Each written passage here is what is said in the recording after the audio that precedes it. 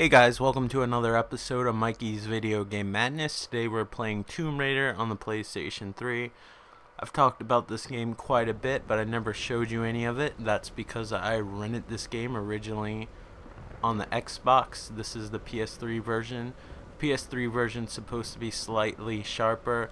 Judging from screenshots I've seen, that's pretty much been accurate, but I don't have the Xbox 360 edition on me personally to tell you which one looks better side by side, but there's nothing that like sticks in my mind that's drastically different. So unlike a lot of games these days, this game actually gives you the option to play separate games. A lot of these games that come out now, if you change the level or try to start a new mission, it erases your progress on a different game. So I actually can show you this game from the beginning. So that's good.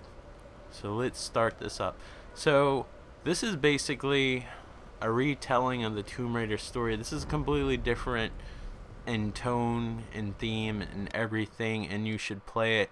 If you didn't like the Tomb Raider games in the past, that shouldn't stop you from trying this, because I wasn't a terribly huge fan. To avoid spoilers, I'm going to try to skip this as much as possible. But if you read the back of the box at this point in the story, you're pretty much going to know what happens. I try to make it so none of my videos have spoilers on it. That's the problem with playing newer games versus retro ones. And I know that I've had requests. I'm going to try to slowly get to them. Just sometimes I feel like playing games that aren't necessarily requested versus other times, but I haven't forgot about any of the requests, and I will eventually get to them. I knew this wasn't a game that was requested, but I wanted to play it. I wanted to show you guys because I felt stupid talking about it all the time and not showing you this. But I didn't own it at the time, so I couldn't show you. So Lara Croft in this game pretty much gets the shit beat out of in every possible way. By the time you finish this game, she's gonna look like the living dead. We don't really need to know all this, so we're gonna skip it. The first few parts of the game are kind of quick time scene related, but you'll see. This is a really gorgeous game. This is available on the PS3, Xbox 360, and the PC. Obviously the PC version looks better, but the PC version does have the added effect of adding actual physics to individual strands of her hair, where this kind of has physics in her hair, but it's like one huge ponytail instead of individual strands. But I do have to say, like, seeing some of the individual strands, the physics on it aren't quite right, and it looks kind of weird at times, but it does look pretty cool when you're in areas where the wind's blowing. Now I don't know how much of this game I'm gonna show you without making a terribly long video, but you'll get the gist of it. I'm not sure if this is the first Tomb Raider game that had a mature rating on it, but this is the one that I've played that probably, if there is another one, this probably deserves it. This is pretty grim at times, more so than a lot of horror games.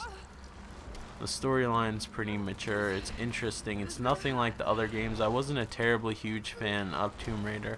I remember playing the first three on the PlayStation 1 and like seeing the merit in what they were trying to do, but didn't really like the actual game all that much. Yeah, you actually see the depths. You actually see what happens to her when she gets hurt. If you die, it's pretty graphic. But the PlayStation games, the controls were awful. The puzzles didn't make sense. It's like she has a backpack with a rhinoceros, a key, and a light bulb, and you have to open a door. That puzzle doesn't exist, but some of the puzzles didn't make sense, and you'd have to go to this hidden area, and the games to me were more frustrating than they were fun. I think that flame looks really good, by the way. I put this on component cable so I could record. The colors don't seem as vibrant to me, but that doesn't mean that they aren't, because I'm looking at the laptop screen while this is recording and they look a lot more vibrant on that screen.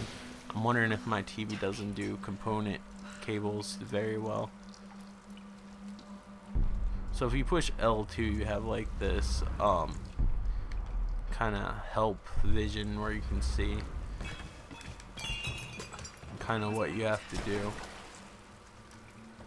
But none of the puzzles are like impossible to figure out. They're actually usually physics based and straightforward. If you could figure out the puzzles like in, say, Half-Life 2 or something like that, you'll have no problem like figuring out the game. This game plays a lot more like Uncharted than the original Tomb Raiders, but I do have to say, when Crystal Dynamics took over to make the Tomb Raider games instead of Eidos, who made, I guess, up to the first PlayStation 2 game, where the Tomb Raider games were getting really bad and they didn't do anything to change the control. I think Crystal Dynamics was heading into the right direction with the game, like with the Tomb Raider, gosh, I think it was Curse of Darkness or something. I can't remember what the first one they made was. And then there's Tomb Raider Anniversary, which was a retelling of the first game. And then Underworld. Those games are good, but this game just nails it. And partly because they copy the Uncharted series pretty almost to a T. Although Lara Croft probably gets beat up way worse than Nathan Drake ever has. Now that you only Xbox people, you have absolutely no excuse not to play this game because you don't have Uncharted. PlayStation 3 owners, if you played Uncharted, you kind of know what to expect out of this game, which doesn't mean you shouldn't play it, because I own all 3 Uncharteds and enjoyed this immensely, so everybody should play it. But I'd say more so Xbox 360 and PC owners, just because you don't really have any other game that's like this. Burn this to make this thing fall down. What kind of contraption is this? As you can see, there's little icons to show you what button you need to press. It kind of hold your hand a little bit. I believe there's an option to turn that off if you don't like that sort of thing. So let's light this shit on fire, which is always fun, especially if you're a pyromaniac since age 8 like myself. I remember I was a kid, oh my gosh, I remember the stuff I used to do. Aerosol cans, lighters. I remember we had a glass table and I put a nail polish remover on it and lit it on fire. And oh man, I was trying to scrub off the blackened glass before my mom got home. And I actually got it all off, but I had a guilty conscience and I ended up telling her anyway. Nothing really happened to me inside a lecture. I lucked out, but in retrospect it's horrible and funny at the same time.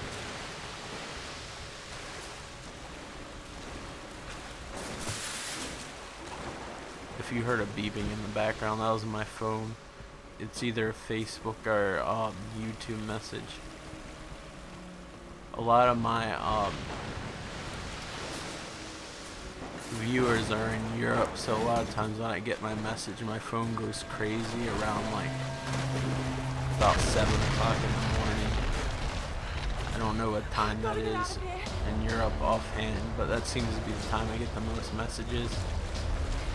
And a lot of times I'm sleeping, which is cool, like, because I have insomnia, my hours are like crazy.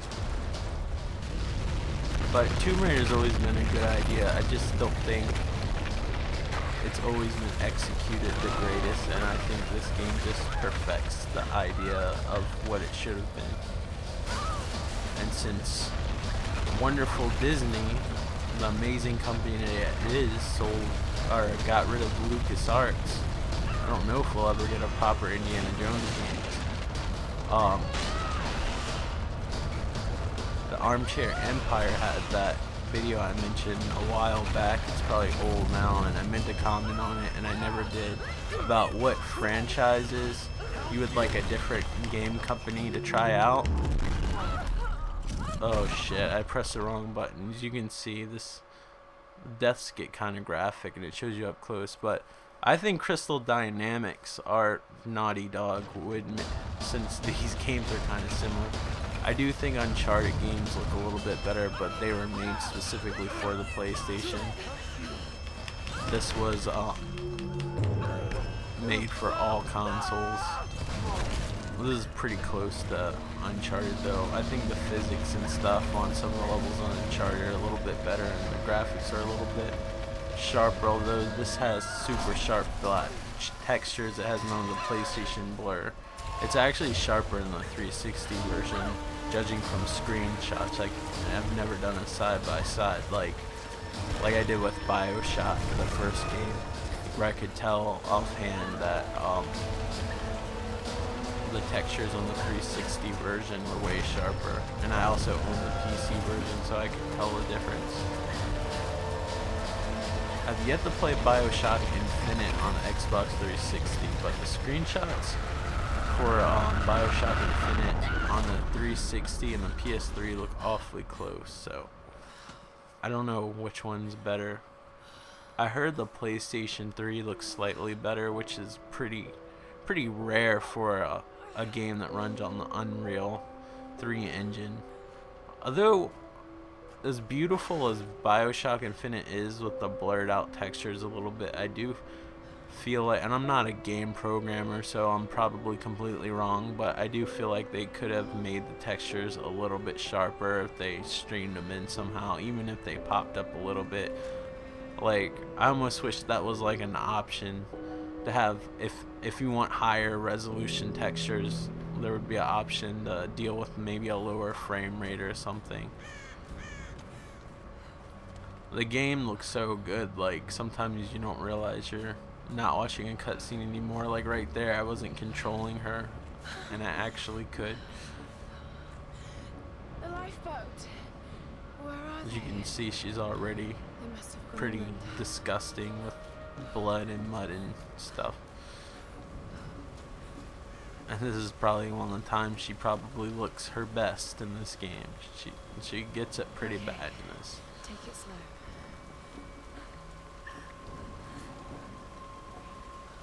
I'm barely playing with sound, so I'm trying to go by memory of what she's saying.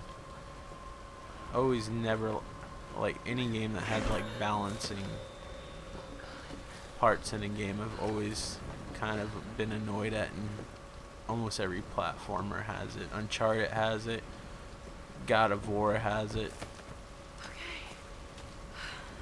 this has it. Uncharted, the first one, was the worst because they made you use 6-axis controls unless you turned them off. That was a pain in the ass. I think they're putting 6-axis control on the PlayStation 4,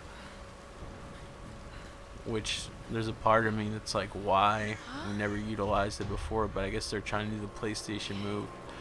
But what I don't get is, even though the PlayStation 3's generation didn't really use the pressure sensitive buttons, the PlayStation 2 versions most certainly did. Even the Grand Theft Auto, which is one of the most popular series on the PlayStation 2, used pressure sensitive buttons for the gas.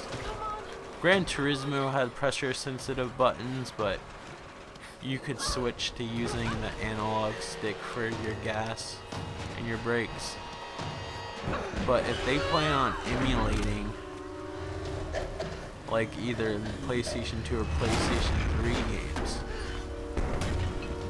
like I don't see what they're gonna do unless they just make the pressure 100%, which would take away from the experience, in my opinion. Like, a lot of the games are pressure sensitive. I believe Metal Gear Solid 2 is pressure sensitive as well, depending on how hard you held the button, depending on whether you drew out your gun or not. I guess they could put extra options, and I'm not saying the PlayStation 4 will be backwards compatible per se, but they are talking about like a streaming service for the games, and if they don't have the pressure sensitive buttons in the controller, then I don't see a 100% perfect replication of the experience on the original systems, even though it wouldn't be, because you'd be holding a PlayStation 4 controller. What I hope doesn't happen though is later on they don't come out with a new controller, because I don't know if you guys remember when the PlayStation 3 first came out, that whenever there's an action sequence, I start to stare like a deer in headlights. That's like the most cliche thing to compare to. I apologize for using cliche like observations. I should be more creative with my comparisons.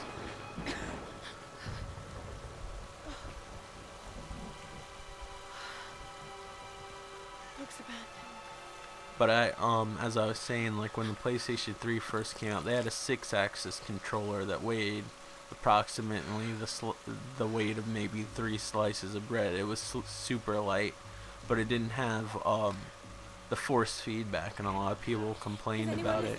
And Sony kind of was like, "Oh, we don't have the technology to do it," which I think obviously what probably more than likely was bullshit. But I don't work for Sony. I can't like tell you that for sure, but it seemed like bullshit. I mean, how does a rumbling motor really affect 6 axes, which is barely used on the controller anyway? But anyway, you had to buy all new controllers if you wanted force feedback. I hope they don't make you do that with the pressure sensitive buttons. They're probably not going to do anything, and like with the emulation, if they have like the streaming emulation, they're gonna be like, this is what you get, deal with it. Maybe not as bad as a guy from Microsoft, because they don't want to get fired, but it'll probably be somewhat similar. They'll have force feedback though. They learned that lesson. You know, as simple as a little vibration feedback in the controller is, it really does, at least in my opinion, kind of immerse you a little bit more, even though it's just like a little motor rumbling. But like if you're on like a train or something like that, or you land hard, or if you're shooting a gun, it's just a little something extra. But I seriously don't see them, for the sake of the perfect PlayStation experience, getting pressure sensitive controls, unless they change the controller before the actual system comes out. That, and the controller doesn't have a select button, but I have a sneaking suspicion that for whatever buttons don't exist or functionality doesn't exist, might be utilized with a touch screen. This is all based on speculation. You don't hear me talk about what I think about Microsoft system too much. You might be able to tell that I'm all about, if I get a new system, like I have extra money right now, like I said on a previous video, unless they're accepting peanuts right now, I don't think that I would be able to get it. See, now you have your first weapon. You slowly get better with stuff.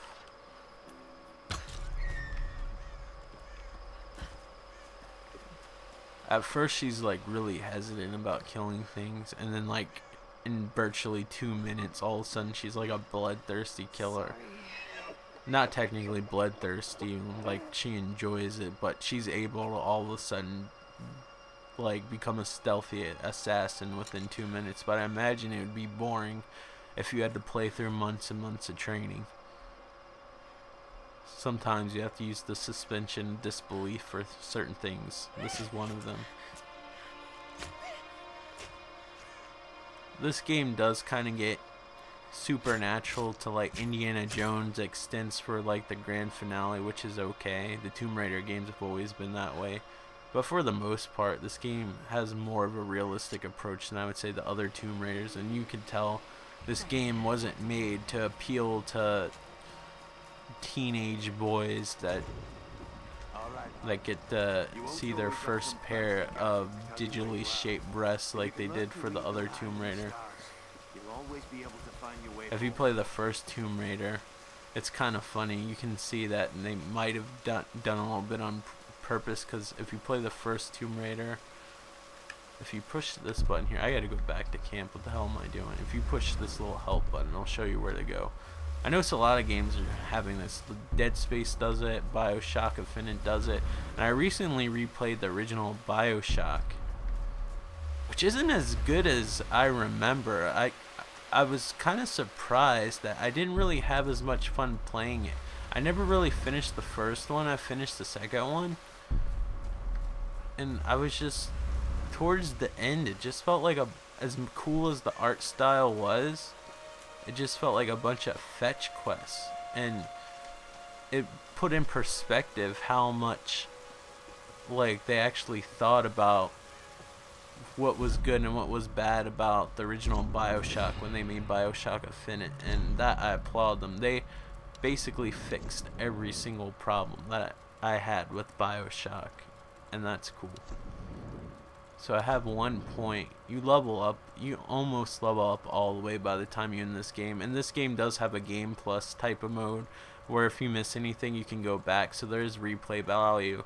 There's a multiplayer mode. I've not played it. I heard it wasn't that good. This game really didn't need a multiplayer like section of this game like they try to put in every single game. This game would have been perfectly fine on its own, which the developers of Bioshock Infinite realized that. That's why they start with multiplayer but took it out.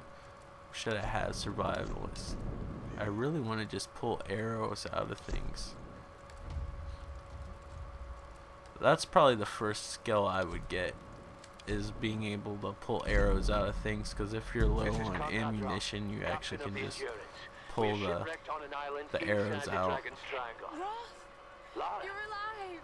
This kind of reminds me of Jurassic Park a little bit, with the radio and a storm and trying to get a hold of people. I don't know why. There's no dinosaurs in this game. Spoiler alert. Ironically, there was in the first Tomb Raider and then the remake Tomb Raider Anniversary. I can't speak for the other Tomb Raiders because I never got that far on them.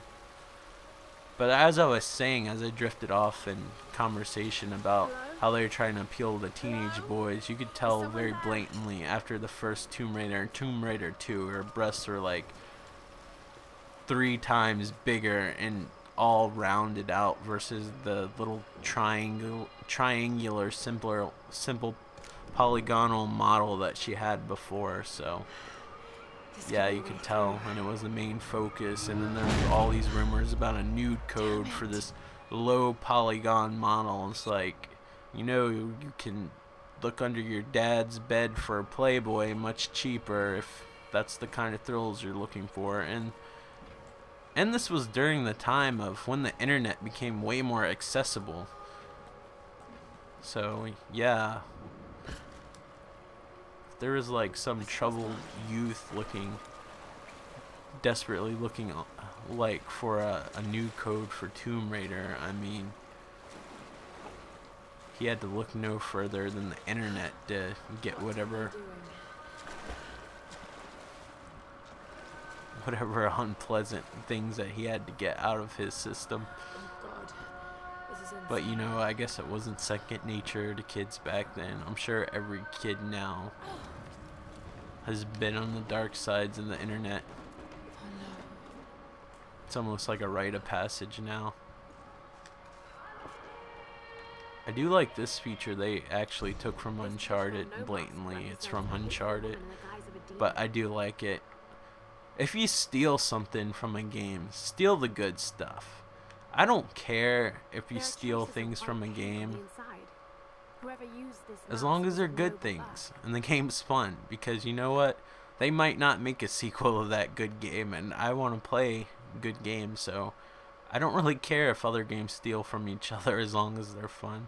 And this is from Uncharted, like looking at the artifacts you find. Uncharted's artifacts are a little bit more detailed. The PlayStation... Why did I say the PlayStation 3 version? They're all on PlayStation 3. But Uncharted 3 is in 3D, and the artifacts look really cool if you have a 3D TV and you actually look at them up close. It looks like the Texas Chainsaw Massacre over here, without rednecks. The fact that there was rednecks in a Texas Chainsaw Massacre, cannibalistic rednecks, but rednecks nonetheless made it way more creepy. Something creepy about crazy backwoods folks. I think that's why Deliverance and Texas Chainsaw Massacre and Motel Hell were so popular.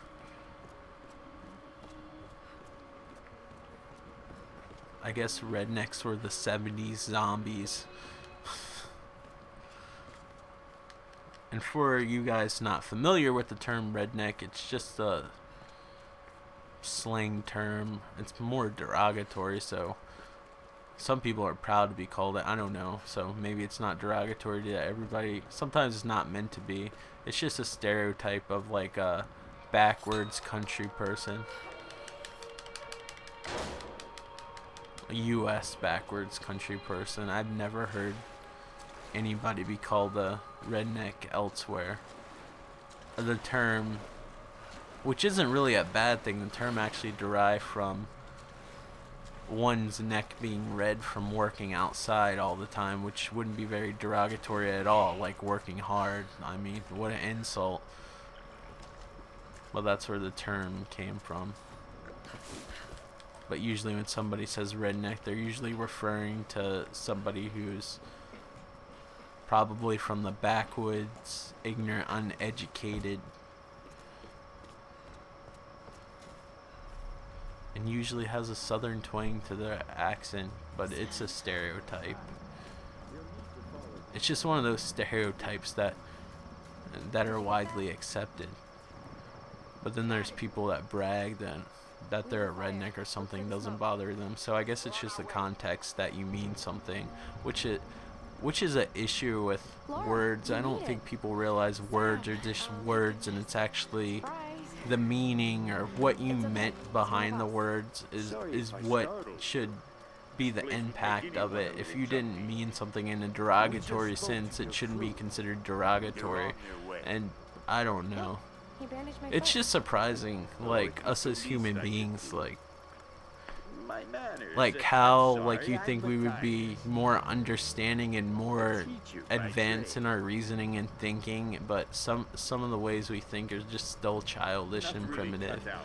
I don't know, but I'm gonna stop this here because this video is probably already like 200 billion minutes long. Was that a brief exaggeration? Probably.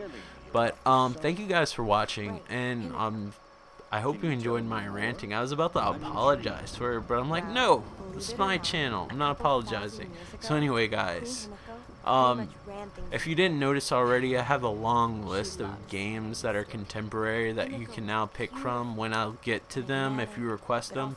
Can't make promises because, again, it's my channel, not to be a dick or anything, but I'm gonna play what I want at the time. But when I feel like doing a request, I'm gonna play whatever request that somebody gave me first. Like, so if somebody requested something before you, I mean, totally be rude if I played their game before yours. So yeah, but I have a long list of games that are contemporary that I own, and it's like about 2 videos before this one. And if there's any game that you want me to play on that list, just send me a message and I'll be more than happy to play it, as well as the other games where if I have that list of consoles, and if there's a game on any of those consoles that you would like me to play, just request it.